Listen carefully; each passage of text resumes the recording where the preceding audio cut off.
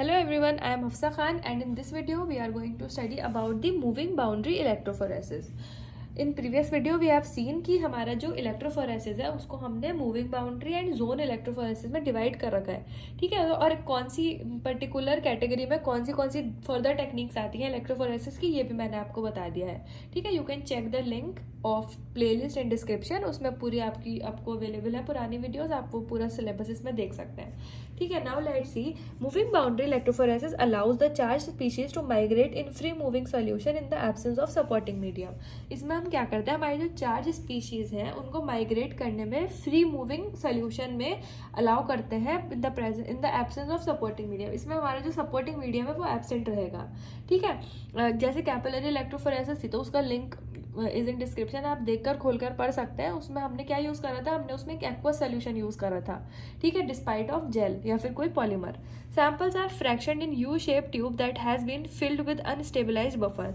अब हम जो सैंपल है उसको हम फ्रैक्शन करते हैं यू शेप की ट्यूब में, जो हमने किसी बफर से पहले से फिल करके रखा होता है।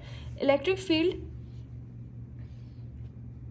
An electric field is applied by means of electrodes at end of U tube, ठीक है। हम जो इलेक्ट्रिक फील्ड है उसे अप्लाई करते हैं इलेक्ट्रोड्स के थ्रू, ठीक है। और जो इलेक्ट्रोड्स हैं वो एक ट्यूब के थ्रू अटैच्ड होते हैं। Separation takes place as a result of mobilities. बस यहाँ पे जब हमारी पावर सप्लाई होती है तो उसी के साथ सेपरेशन स्टार्ट हो जाता है। किसका सेपरेशन, जो हमारा सैंपल है, जो एनालाइट है उसका, ठीक है। ये हमारा इंस्ट्रूमेंटेशन है मूविंग बाउंड्री एनालिसिस का। यहाँ पर हमने क्या मेंशन करा है कि ये तो हमारा बफर से फिल्ड है, ये हमारी असेंबली है, यू शेप का ट्यूब है, ये हमारी असेंडिंग बाउंड्री है और ये डिसेंडिंग बाउंड्री है, ओके। और ये है हमारे initial boundary. Buffer plus dissolve protein having a net negative charge. इसमें हमारा बफर है और प्रोटीन के साथ जिसमें नेगेटिव चार्ज है नेट। और apparatus has a U tube, एक यू शेप का ट्यूब है with electrodes located at the two ends. It is use to apply an electric field. अब लोअर पार्ट जो सेल है वो फिल्ड होता है with lyophilic solution under examination. इसकी वर्किंग कैसी रहती है, anionic species can be separated by using a narrow bore tube as a separation chamber. हम इसमें एनायनिक स्पीशीज यूज करते हैं जिसको हम सेपरेट करते हैं by using narrow bore tube. इसको हम सेपरेशन चैम्बर की तरह यूज करते हैं। It is connected with anode and cathode compartment. इसको हम एनोड और कैथोड कंपार्टमेंट को कनेक्ट करते हैं इससे। Anode compartment and narrow bore tube are filled with electrolyte. अब हम इस एनोड कंपार्टमेंट और ये जो नैरो बोर ट्यूब है इसको इलेक्ट्रोलाइट से हम फिल कर देंगे। फिर सैंपल को इंट्रोड्यूस करेंगे कैथोड डिपार्टमेंट में। फिर क्या होता है, anionic species migrate toward the anode. अब एनायनिक स्पीशीज जो है वो एनोड की तरफ चल जाएंगी और sample can never pass the anionic species of leading electrolyte because its effective mobility is higher. क्यों, क्योंकि उसकी जो इफेक्टिव मोबिलिटी है वो कंपैरेटिवली हायर है।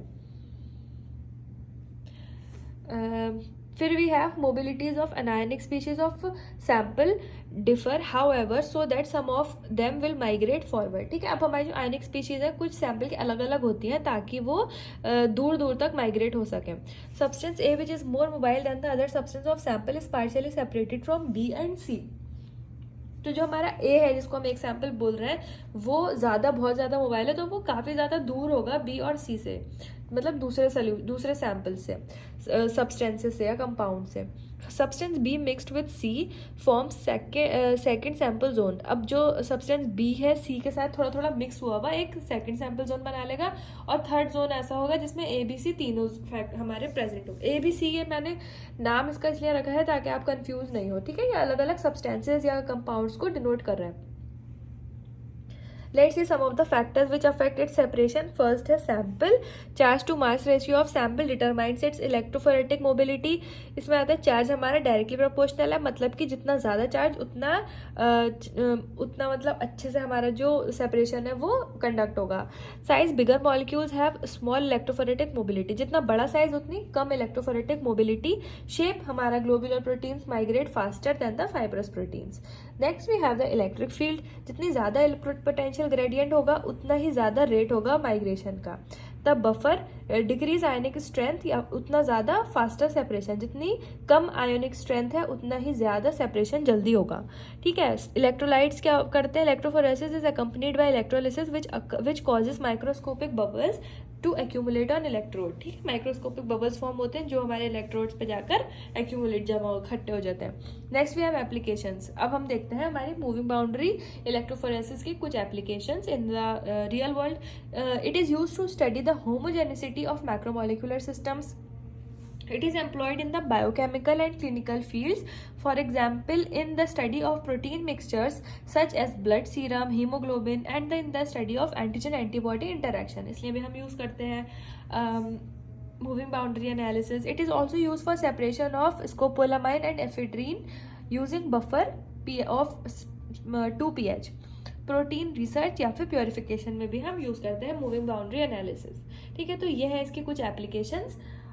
With this we have come up to an end of this topic, moving boundary analysis. आपको अगर बाकी जो आपके टॉपिक्स हैं दूसरी टाइप के एनालिसिस या फिर कोई सी भी दूसरी technique, you can check it in description. Thank you.